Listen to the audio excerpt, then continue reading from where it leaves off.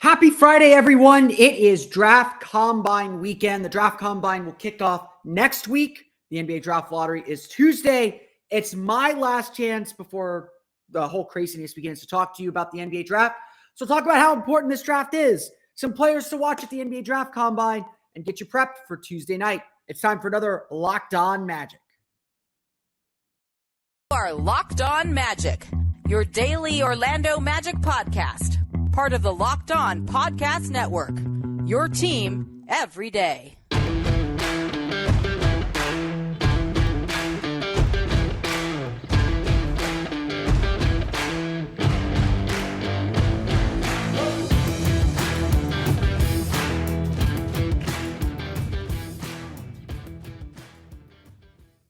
And you are indeed Locked On Magic. Today is May 13th, 2022. My name is Philip Rossman-Reich. I'm the expert and site editor over at OrlandoMagicDaily.com. Of course, follow me on Twitter at PhilipRR_OMD. On today's episode of Locked On Magic, it's going to be my last live opportunity to talk to you before the NBA Draft Lottery. We will not have an episode on Tuesday. We'll be doing a Twitter Spaces on Friday. That will be Monday's episode of Locked On Magic. I'm heading out of town this weekend. Bad timing on my part. But I'll be out of town. We'll talk next time live after the big NBA Draft Lottery. I hope to see you all at the NBA Draft Lottery watch party at Harry Buffalo, as sponsored by both the Orlando Magic and organized by our good friends at the Sixth Man Show. So we will talk the NBA Draft, why this draft is so important for the Orlando Magic, plus take a look at some players that I'm going to be looking at in the NBA Draft Combine, because it's not just about the top guys here for the Orlando Magic. Look at all that coming up here in just a moment. But first, we want to thank you for making Locked On Magic part of your day every day. No matter when you listen to us, whether it's the first thing you do in the morning, whether it's right when we upload, whether it's on your way home from work, whenever. We truly appreciate you making Locked On Magic part of your day every day. Remember, there's a great Locked On podcast covering every single team in the NBA. Plus, check out our good friends Locked On Lightning after the big win by the Bolts over the Toronto Maple Leafs to force a Game 7 in their first round series. You can check them out at Locked On Lightning. You can check out all the great podcasts on the Locked On Podcast Network by searching for Locked On and the team you are looking for. The Locked On Podcast Network, it's your team every day. I want to do this and make sure that I say these things sort of delicately.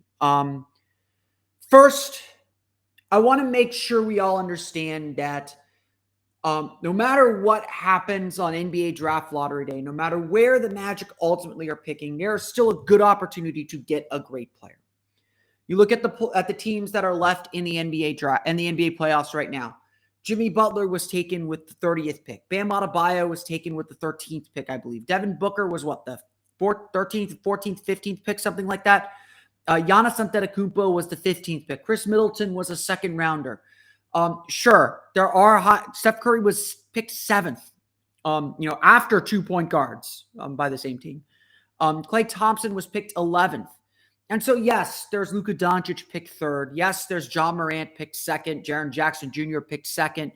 Jason Tatum picked 2nd. Jaylen Brown picked 3rd. The point is, you can get high-quality, high-talent players anywhere in the draft. Obviously, the chances of getting that kind of a player are better at the top of the draft, at the very top of the draft. But where you land in the lottery ultimately shouldn't matter. If you're good at your job, if you're good at drafting, you will find talent wherever the opportunity arises. And it's more about identifying the player more than banking on the pick. If I had a big criticism, if I have a criticism of the whole tanking ideology of the way Rob Hennigan operated, is everyone angles for that numbered pick, something that's just completely out of your control, by the way. Everyone angles for that numbered pick, but they don't do the work to get the player they actually need. You're drafting a player. You're not drafting a pick.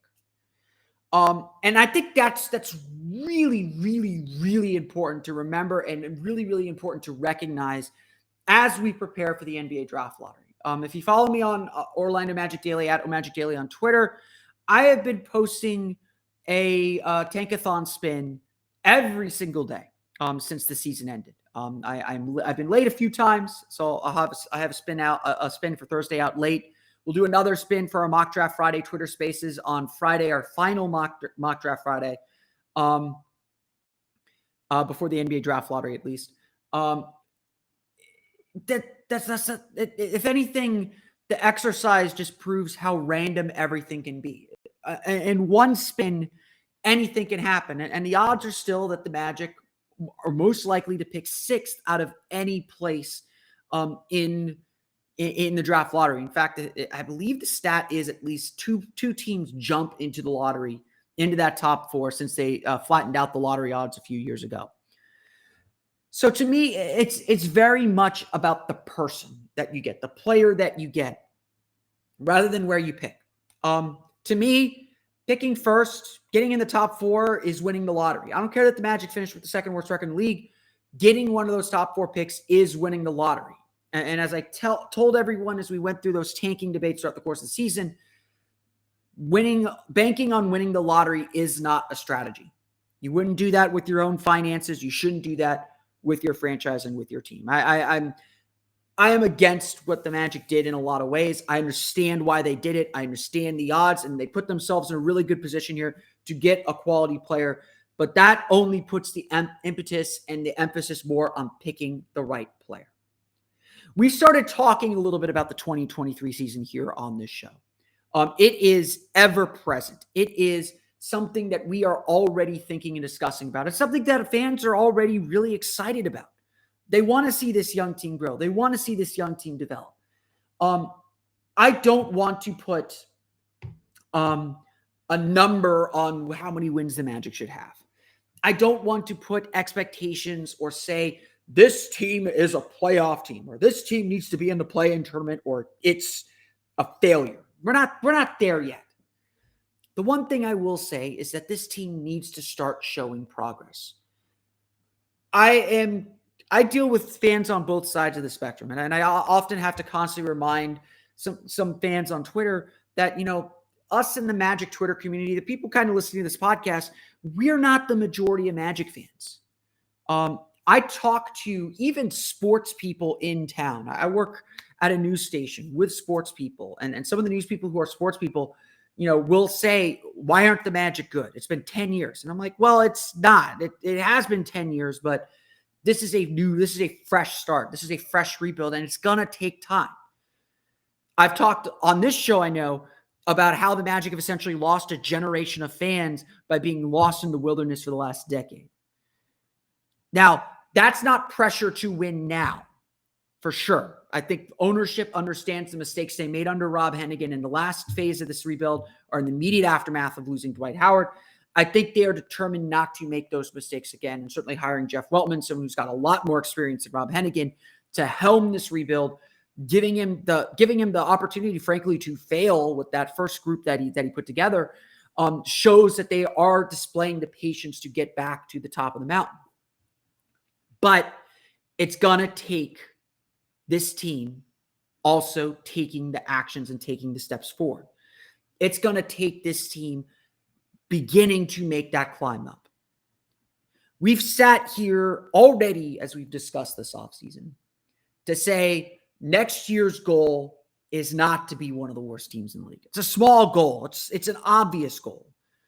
But after 2 straight years having the best odds to win the lottery, that should, if you've done your homework, if you've drafted well, if you've made the right strategic moves, that should be enough to begin taking steps forward. And although the Magic didn't win the lottery last year and finished with the 5th pick in the draft, they got a player that everyone really liked in Jalen Suggs. It's hard to say this team has its core. It's hard to say this team has that clear future. I think we all believe that if this team is healthy, that they would have been a lot better than they were this season. We see the kind of culture things and the way that Jamal Mosley was able to get this team to play hard and buy into things. And as they improve toward the end of the season, we see the hints of things that will help them make that climb out of the bottom. But now it's time to make that climb. Now it's time to take that step to move up that chain. Next season will have some winning pressure. I don't think necessarily there will be a pressure to say, hey, make the play-in tournament. This team's still going to be very, very young. And honestly, what they do in free agency, what they do in trades may have a little bit more to say about what their ultimate expectations are for the season. But the one thing that this draft is going to do is it's going to give us some clarity over what that is. Whoever the Magic draft is going to be a core and key part of this team. And what the Magic have to start doing now is they have to start building a team. They have to start building into the team they ultimately want to be. And that's really what's at stake in this draft. Yes, take the best player available. Absolutely, because that's your core guy. That's the guy you're going to be building around. And that's not me putting pressure on that player unnecessarily. We're going to figure out if he can be the guy. But the bottom line is this team has been lost in the desert for a decade. And while it is just year 2 of a rebuild, it's 2 drafts in. And at that point, you need to start seeing some tangible progress. As Jamal Mosley said after the season ended, it's time for this group to level up. That gauntlet has already been thrown down to every single player on this roster. Whether they stay or whether they go, it's that gauntlet is down on them to get better, to help their team win. Hopefully it's the Magic. That gauntlet is already thrown down. This draft pick is only going to determine whether that path is a little bit easier to walk or whether this team is going to spend another few years lost in the desert again. Again, I don't want to put that kind of pressure on an 18-year-old. It sucks that we have to do that. But that's the reality of the NBA. The Magic better be ready to draft someone who's ready to take on that mantle and is ready to help this team accomplish its ultimate goals. We're going to turn our attention to the NBA Draft Combine for a little bit, talk about some players that I'll be watching at the NBA Draft Combine. We'll probably do that over the next 2 segments. We'll do that coming up here in just a moment. But first, a quick word from our pals at Built Bar. Imagine dipping your finger into that plastic tub of birthday cake frosting and then opening your eyes and realizing that was only 150 calories and it had 16 grams of protein. That's what it's like to eat the birthday cake puff from Built Bar. I saw that they were doing birthday cake puffs once again on built.com. I get the emails from them. I'm fresh out of Built Bars. I'm getting ready to order some more, and I am so excited to try these because I've had birthday cake Built Bars before. They're festive. They got sprinkles on them. They're delightful, just like all the other Built Bar flavors. The birthday cake puffs, though, is something that I am really excited. If you haven't tried the Puffs brands from Built Bar, you're missing out because this is delicious. It is a chocolate-covered marshmallow protein bar. Yeah, you heard me. A delicious flavored marshmallow covered 100% real chocolate and with the low calories and high protein that I just talked about. So make every day your birthday to try the new Built Bar birthday cake puffs bar. With 150 calories, 16 grams of protein, only 9 grams of sugar, this limited time flavor is an amazing option if you're looking for a healthy way to get flavor and variety in your day. All Built Puffs are covered in 100% real chocolate. That means that with Built, you can eat healthy and actually enjoy doing it. Go to Built.com to get birthday cake puffs now. Go to Built.com, use promo code LOCK15 and get 15% off your order. Again, use promo code LOCK15 for 15% off at Built.com. We want to thank you for making Locked On Magic your first listen every day. Now, make sure to go check out the Locked On NBA Big Board. Host Rafael Barlow from NBA Draft Junkies and author of the NBA Big Board newsletter is joined by Richard Stayman, Sam Ferris, and Leif Thulin, giving fans an in-depth look into the NBA draft, mock draft, player rankings, and of course, big boards. It's free and available wherever you get podcasts. Make it part of your rotation. NBA draft season is officially here. So next week is a very, very, very, very, very big week for the NBA, not just because the conference finals are starting, not just because it's the NBA draft lottery, it's the NBA draft combine too. It is the unofficial start of NBA draft season. Teams have already started working out players. The Magic, I've seen some public announcements from teams about that they're working out. The Magic, of course, keep everything super private. They probably, I think their gym has actually been closed a few weeks. The Magic do have their court kind of refinish like immediately after the season. Weltman kind of always takes this approach of, hey, we're going to close the gym down for 2 weeks. Everybody get away, take a breather, kind of take a step back. Cole Anthony has been working out at the downtown rec center with his guys. Everyone's kind of off doing their own thing. So I don't think the Magic have done any pre-draft workouts yet. It wouldn't surprise me if they have. We will start seeing some guys start coming into Orlando. Those rumors will start trickling out. But the NBA Draft Combine is really the unofficial start of draft season. It's when most of the major prospects get their first one-on-ones, their first chances to sit down with NBA personnel. Everyone gets their official measurements done. So all that information, those medicals, those dastardly medicals get done. The NBA kind of puts their stamp of approval on guys.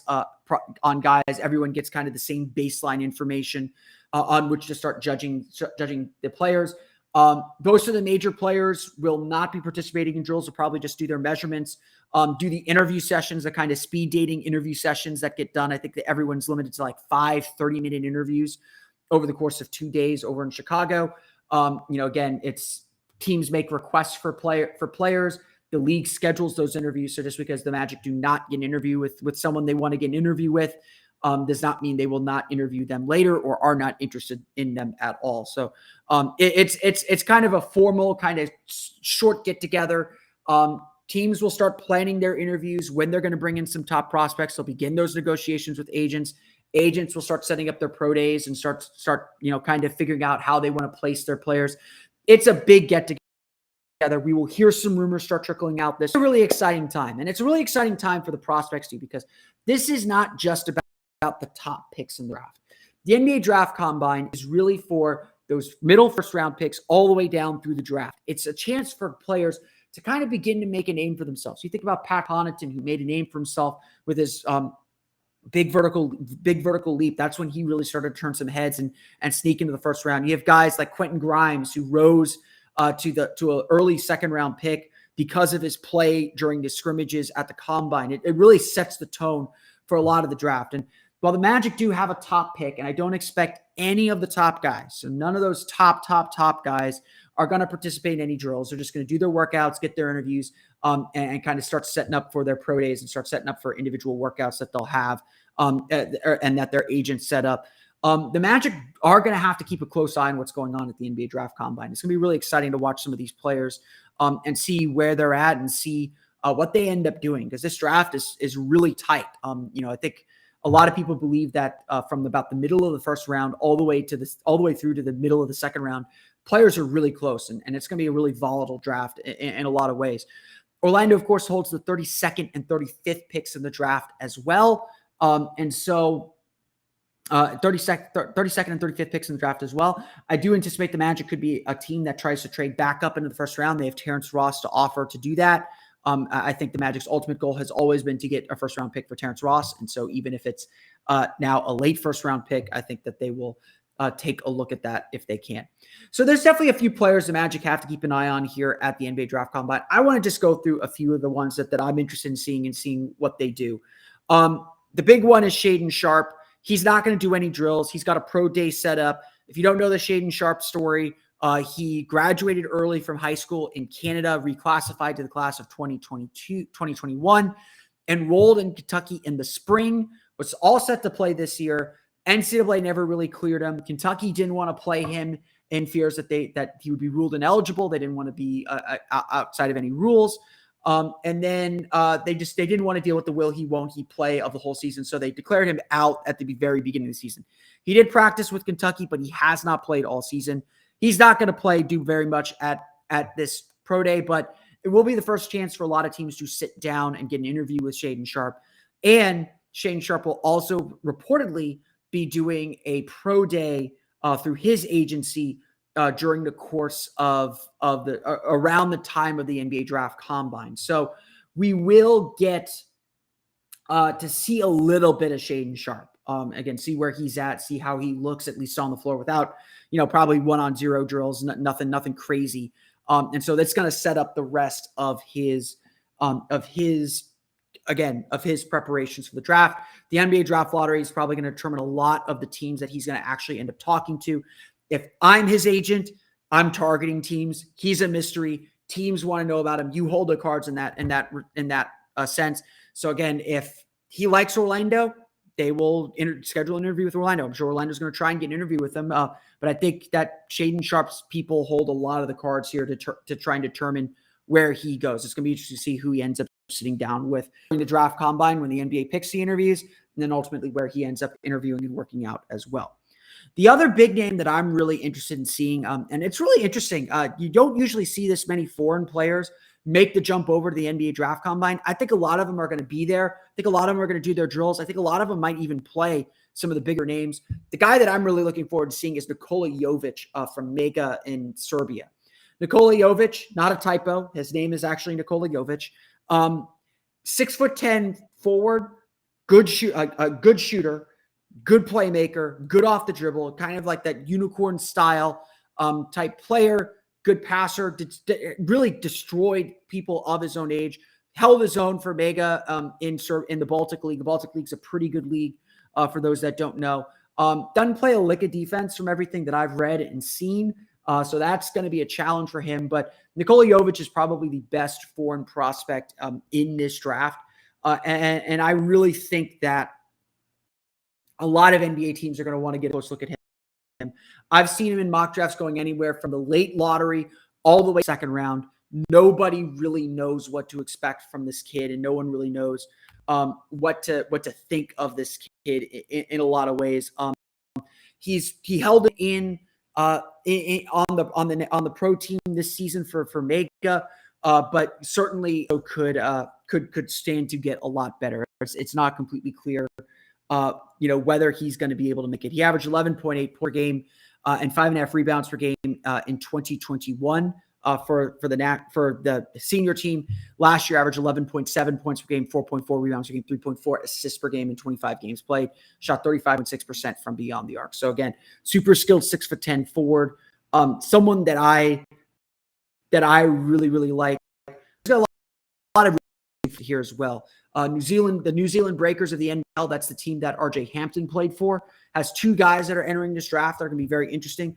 Usman Dang, a forward. I've got to watch some more tape on him. And then Hugo Basin, their point guard, really struggled early in the year, really young kid, but really came on strong at the end of the year. A good dynamic scorer. Needs to improve his jumper. Needs to just get a little bit more maturity and seasoning, but he's a really interesting player. And then Gran Canaria forward Khalifa Diop and French center Ismail Kamengate, all going to be at the NBA draft combine. Again, this is not a particularly strong international class, but there are some interesting players. Both Diop and Kamengate are kind of considered early second round picks. Jang is considered a late first round pick. Hugo Basin I've seen all over the second round. I in a mock draft that I did, a 2-round mock that I did, I ended up taking Basin as kind of a flyer pick in the early second. So I don't think that would be so crazy. Talk about a couple other players that I'm looking forward to seeing here at the NBA Draft Combine in Patrick Baldwin as well as the Arizona center. I'm blanking on his name right now. We'll talk about them coming up here in just a moment. But first, a quick word from our pals at BetOnline. BetOnline continues to be the number one source for all your betting needs and sports info. Find all the latest odds, news, and sports developments, including this year's basketball playoffs, Major League Baseball scores, fights, and even next season's NFL futures. BetOnline is your continued source for all your sporting wagering information, from live betting to playoffs, esports, and more. Head to the website today or use your mobile device to learn more about the trends and action. BetOnline, where the game starts. So let's talk about a couple other players. There's two more players I want to chat about real fast that I'm looking forward to seeing at the NBA Draft Combine. Again, you got to go deep in this draft. The Magic have the 32nd and 35th pick. I'm still watching some tape on these guys. I'm still kind of getting to know the back end of this class as well. So don't be so alarmed that you don't know who these guys are. I'm merely introducing them to you. You can go watch some tape on them on YouTube, of course. You can go read up a little bit more about them. Find your guy. Again, I will repeat this ad nauseum here. I do think the Magic are good candidates using the 32nd, 35th pick and Terrence Ross to move up back into the first round. But you only do that if there's a guy you like. Again, like I said early, focus on the player, not the pick. It doesn't matter if you're picking 5th. If you get a player you like, that's all that matters. That's ultimately the goal. Get good players. You'll figure out the rest later. Again, you want to get the best players you can, obviously, but you look at the NBA right now, good players come from all types of draft picks. Focus on the person, focus on the player, and you'll do fine when it comes to drafting. So the next guy I want to talk about then is Patrick Baldwin Jr. Patrick Baldwin Jr. broke my heart when he chose to go to UW Milwaukee over Northwestern, but maybe that was ultimately a good thing. At the beginning of the year, Patrick Baldwin was considered a surefire lottery pick, if not a surefire top 10 pick. This was a guy, a 5-star prospect who went to Milwaukee to play for his dad. It looked like he was going to be given an opportunity really to be featured and really blossom and grow on a big stage or on his own stage in Milwaukee, again, for kind of a smaller school, for a team that was going to need that kind of guidance and leadership. 6'9", he's a 6'9" forward who plays like a guard. So there was a lot to like, but Baldwin did not shine on that stage. In fact, he really, really struggled as that kind of main scorer. He averaged 12.1 points per game, 5.8 rebounds per game, but shot 34.4% from the floor and 26.6% from the arc. Milwaukee flamed out. They went 10-22, 8-14 in their conference in the Horizon League. Patrick Baldwin Sr. ended up getting fired at the end of the year. Patrick Baldwin Jr. is now in the transfer portal if he decides to go back to school. His draft stock obviously completely bottomed out. It bottomed out worse than the crypto market the last few days. My Top Shot account's still doing fine, though. He bottomed out really bad, and I'm a little bit skeptical that he's going to stay in the NBA draft. But this is a perfect opportunity for him in the NBA draft combine. You can't put all of that to rest. He's not going to suddenly rise back up in the lottery. He's not going to suddenly rise out of this kind of hole that he's in, but he can start that climb back up. Talent like that doesn't just go away. Talent evaluators are very rarely just completely wrong outside of like drugs or something crazy happening. This kid still has a lot of talent. Now it's just about putting those pieces together and figuring out, okay, how do you fit into the NBA world, and can you compete and keep up in the NBA world? That's going to be the ultimate question for Patrick Baldwin Jr. And so I would suspect that if Patrick Baldwin Jr. is serious about making the NBA this year, is serious about staying in the draft, getting kind of reclaiming some status, he's probably not going to get that high. But reclaiming some of that, he's going to not only have to do all the drills at the NBA draft combine, he's going to have to play the 5-on-5. And it would not surprise me if Baldwin ends up being a guy that gets a lot of buzz out of the 5-on-5. If again, he just seems to click in the NBA more than he clicked in college, or click with better players around him than he did in college. It would not surprise me if he's someone that comes out of this NBA draft combine with a little bit of buzz. At this point, if you're a guy like Patrick Baldwin, you got to be seeking out competition anytime you can get it.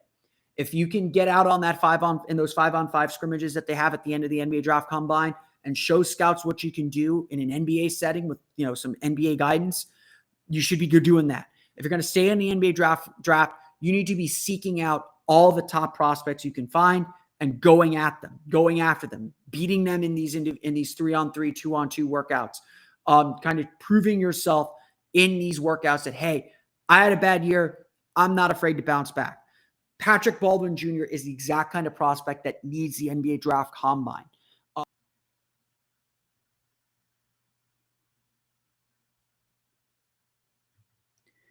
I want to apologize real quickly to those watching on YouTube. My internet literally cut out while I was in the middle of recording this, so I apologize for the quick interstitial and the quick pauses. We're talking about Patrick Baldwin Jr. If you're listening on the podcast, you won't notice a thing. Magic of editing. But we left off. I was talking about Patrick Baldwin Jr. and how this NBA draft combine is exactly what he needs. If I'm Patrick Baldwin Jr.'s agent, I am trying to get him into as many competitive situations and as many competitive circumstances as I can. I want him going up against players in his draft range. I want him going up against players above his draft range to try and get him to a higher spot. He cannot hide from competition. That's why the NBA draft combine is going to be so important for him. The Arizona center I mentioned earlier, Christian Koloko. A lot of the Arizona talk's been about Ben Mathurin, but Christian Coloco is a really interesting prospect. He's a center, not much of an offensive player, but a really strong defender. Pac-12 Defensive Player of the Year, the Pac-12's most improved player of the year, took a big jump during his junior year last year, averaged 12.6 points, 7.3 rebounds, and 2.8 blocks per game. This is a guy that, again, just needs a little bit more seasoning and needs a little bit more time to kind of prove himself in these NBA settings. I don't know if he's going to end up staying in the NBA draft or not. He looks like he's going to be a late first-round pick. But the one thing I do know, the Magic need a center. Yes, they've got Wendell Carter. Yes, they have Mo Wagner waiting in the wings. But I expect the Magic to add a third center somewhere. Again, maybe that's re-signing Mo Bamba. Definitely a possibility. Maybe that's drafting Chet Holmgren. Even then, I think the Magic do need another big hanging around just in case of emergency and just to develop. I prefer a veteran big, but it would not surprise me if Christian Coloco is on their list, as he's just such a good defender and a guy that can add something to what this team already has. Again, there's going to be a lot to watch in the NBA Draft Combine. There's going to be a lot of talk and a lot of rumors. The rumor mill is going to pick back up again now that we're down. We're going to be down to our Final Four by the end of the weekend. Game 7 will take place Sunday in the NBA playoffs. So that rumor mill is going to pick up now as we hit our big first event of the offseason, the NBA Draft Lottery on Tuesday.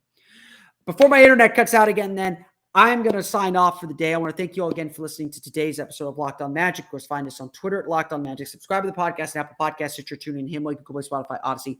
All the fun places to download podcasts to your podcast-enabled listening device. You can find me on Twitter at PhilipRR_OMD. And, of course, for the latest on the Orlando Magic, be sure to check out OrlandoMagicDaily.com. You can find us there on Twitter at OMagicDaily.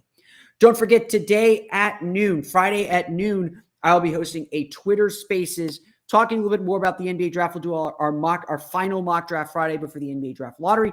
So bring your Magic questions, bring your draft questions. We'll chat there for about 45 minutes to an hour. And that'll actually be Monday's episode of Locked On Magic as well. Now that you're done listening to us, though, be sure to check out the Locked On NBA podcast. Get complete recaps of the NBA playoffs from Locked On experts. They take you deep inside the postseason with insight and analysis affecting all 30 teams. That's going to do it for me, though. I want to thank you all again for listening to today's episode of Locked On Magic. For Orlando Magic Daily and Locked On Magic, this has been Philip Rossman-Reich. We'll see you again next time for another episode of Locked On Magic.